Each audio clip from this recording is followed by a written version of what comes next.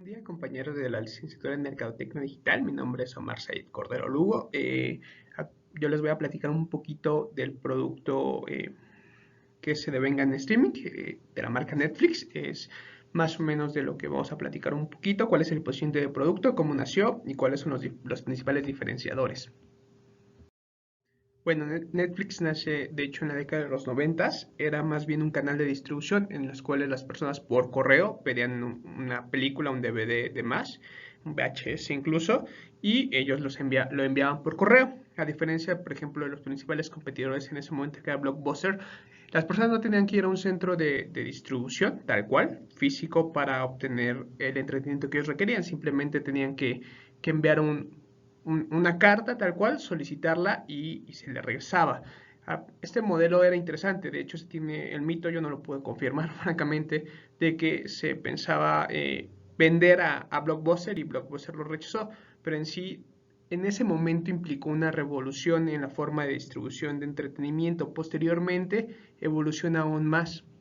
Esta evolución fue continua. Primero logra apropiarse de este mercado, pero con la llegada de una persona que trabaja en Warner Bros., en realidad rompe los esquemas, empieza a hacer distribución por streaming, por ahí de 2006-2011, es el lapso de aprendizaje que tiene para empezar a hacer transmisiones por streaming, que tenía varias ventajas. Uno, la transmisión era OTT, es decir, over the top, que quiere decir que no usaba los medios principales de comunicación, por ejemplo, una televisión. En sí era por internet la transmisión, tenía otra ventaja. Este tipo de transmisión son multidispositivos.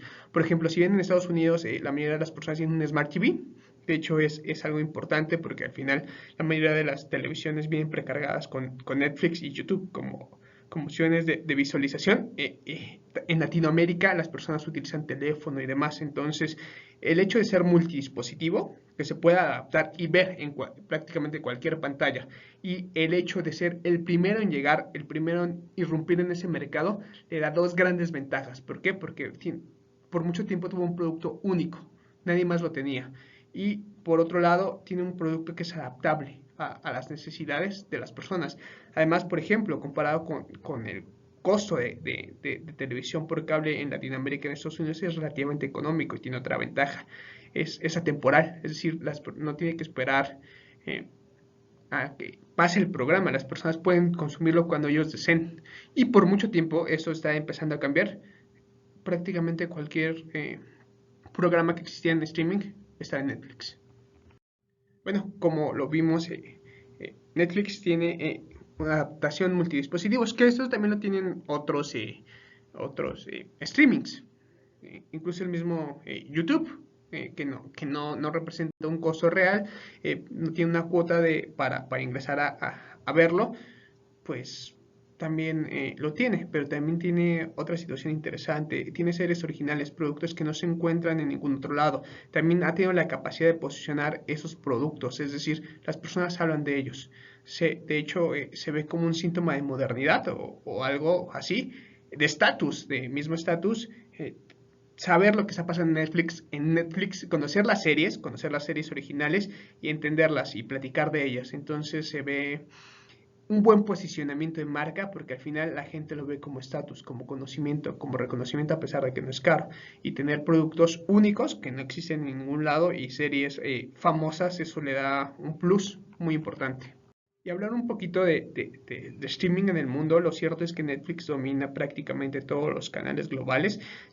Únicamente el tráfico más alto en multidispositivos es el de YouTube.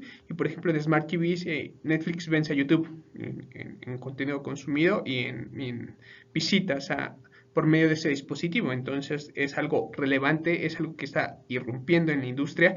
Al final su sistema de cuotas que se paga por tener un mes de video es bastante interesante. Por ejemplo, hay personas que valoran tanto el producto que lo adquieren incluso para varios dispositivos, y a comparación de YouTube, el contenido que se tiene es de ellos. YouTube al final es bueno, gran parte del contenido de Netflix es propio. De hecho, han ganado premios y demás.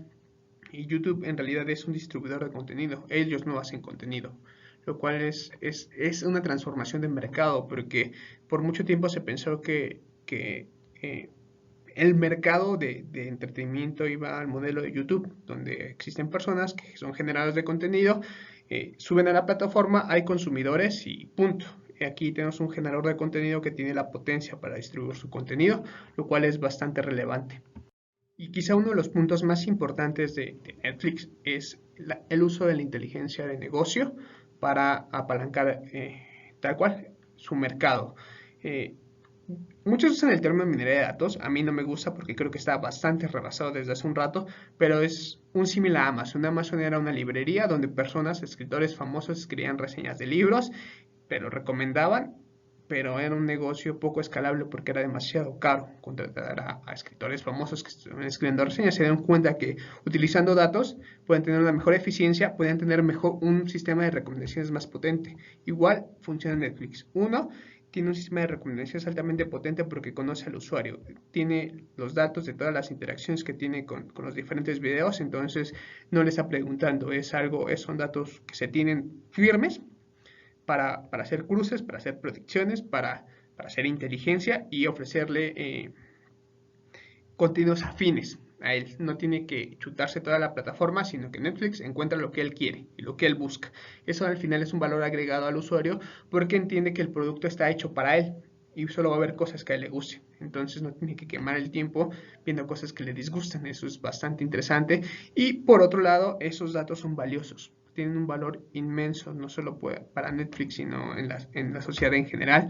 Entonces, esta explotación le da una ventaja competitiva.